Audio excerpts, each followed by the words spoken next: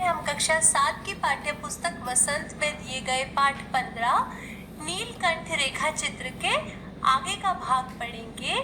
इस रेखा चित्र की लेखिका है महादेवी वर्मा जी। इसके पिछले पाठ में हम यही पढ़ चुके हैं कि नीलकंठ और राधा को किस प्रकार लेखिका बाजार से खरीद कर अपने घर लाती हैं, किस प्रकार वे उनको बड़ा करती हैं और जाली घर में पहुंचाती हैं और वहां पर किस प्रकार धीरे धीरे उन दोनों का विकास होता है और किस प्रकार वे उनका नाम नीलकंठ और राधा रखती हैं। तो आइए अब इस रेखा चित्र के आगे का भाग पढ़ते हैं। मुझे स्वयं ज्ञात नहीं कि कब नीलकंठ ने अपने आप को चिड़ियाघर के निवासी जीव जंतुओं का सेनापति और संरक्षक नियुक्त कर लिया। सवेरे ही वह सब खरगोश, कबूतर आदि की सेना एकत्र कर उस ओर ले जाता जहां दाना दिया जाता है और घूम घूम कर मानो सबकी रखवाली करता रहता। किसी ने कुछ गड़बड़ की और वह अपने तीखे चंचू प्रहार से उसे दंड देने को दौड़ा। तो लेखिका यहाँ यही बताती है कि जब नीलकंठ और राधा जाली घर में नए नए आए थे तो बाकी सभी जानवर उनको देखकर बहुत आश्चर्यचकित होते थे, लेकिन धीरे धीरे नीलकंठ ने खुद को जाली घर का सेनापति नियुक्त कर लिया था, यानी वह सेनापति की तरह सारे जाली घर की देखभाल करता था। और लेखिका को पता नहीं कि यह कब हुआ था।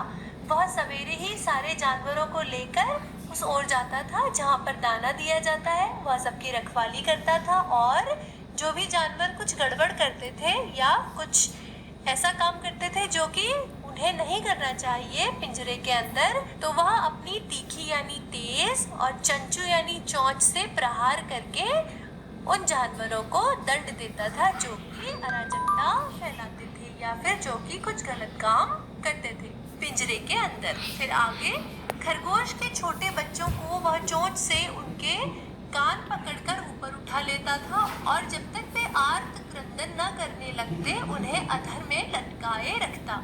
कभी कभी उसकी पैनी चोंच से खरगोश के बच्चों का कर्णवेध संस्कार हो जाता था, पर वे फिर कभी उसे क्रोधित होने का अवसर न देते थे।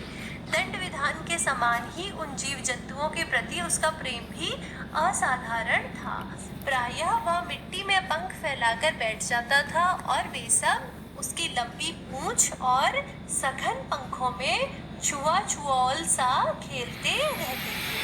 तो यहाँ पर लेखिका ने यही बताया है कि किस प्रकार जालीघर का सेनापति होने के नाते नीलकंठ खरगोश के छोटे बच्चों को दंडित करता था। वह उनके कान पकड़कर उन्हें ऊपर उठा लेता था जब भी वे कुछ गलती करते थे और जब तक कि वे आर्त क्रंदन, यहाँ पर एक कठिन शब्द आया है आर्त क्रंदन। आर्त मतलब होता है दुखी और क्रंदन मतलब होता है रोना। तो आर्त क्रंदन का अर्थ होता है दुख से रोना, यानी कि जब वे रोने न लगते तब तक वह उन्हें उसी प्रकार लटकाए रखता था अपनी चोंच में। और कभी कभी उसकी पैनी यानी तेज चोंच से खरगोश के बच्चों का कर्णवेध हिंदू धर्म में किया जाने वाला एक संस्कार होता है जिसमें कि 5 वर्ष की अवस्था में बच्चे का कान छेदा जाता है। तो लेखिका ने यहाँ पर कर्णवेध संस्कार का उदाहरण दिया है छोटे खरगोश के परिप्रेक्ष्य में कि जब वे बाड़े के अंदर या पिंजरा घर के अंदर किसी प्रकार की कोई गलती करते थे तो नीलकंठ उन्हें अपनी तीखी चोंच से हवा में उठा लेता था और कई बार इस प्रकार उनका कान छिद भी जाता था, यानी उनके कान में छेद हो जाता था और इसके बाद वे कभी भी नीलकंठ को उनके ऊपर गुस्सा करने का मौका नहीं देते थे। और इसी प्रकार वह उन जानवरों से बहुत अधिक प्रेम भी करता था। वह मिट्टी में अपने पंख फैलाकर बैठ जाता था और बाकी सारे जानवर उसकी पूंछ में छुआ-छुई का खेल खेलते थे। आगे ऐसी ही किसी स्थिति में एक सांप जाली के भीतर पहुंच गया। सब जीव जंतु भागकर इधर उधर छिप गए, केवल एक शिशु खरगोश सांप की पकड़ में आ गया। तो यहाँ पर लेखिका ने एक स्थिति के बारे में बताया है जबकि जालीघर के अंदर कहीं से एक सांप घुस गया और सारे जानवर उस सांप को देखकर इधर उधर छुपकर भाग गए। सिर्फ एक छोटा खरगोश सांप की पकड़ में आ गया था। फिर क्या हुआ? निगलने के प्रयास में सांप ने उसका आधा पिछला शरीर तो मुंह में दबा रखा था और शेष आधा जो बाहर था उससे चींची का स्वर भी इतना तीव्र नहीं निकल सकता था कि किसी को स्पष्ट सुनाई दे सके। नीलकंठ दूर ऊपर झूले में सो रहा था। उसी के चौकन्ने कानों ने उस मंद स्वर की व्यथा पहचानी और वह पूंछ पंख समेटकर सर से एक झपट्टे में नीचे आ गया।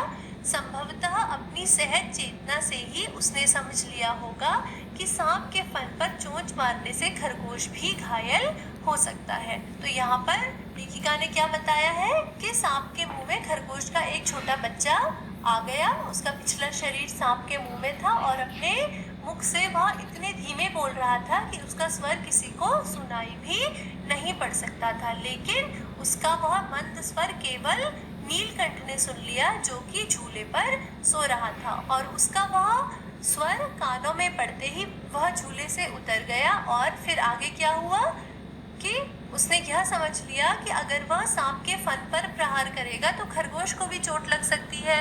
इसलिए उसने क्या करा, उसने सांप को फन के पास पंजों से दबाया और फिर चोंच से इतने प्रहार किए कि वह अधमरा हो गया। पकड़ ढीली पड़ते ही खरगोश का बच्चा मुख से तो निकल आया, परंतु निश्चेत सा वहीं पड़ा रहा।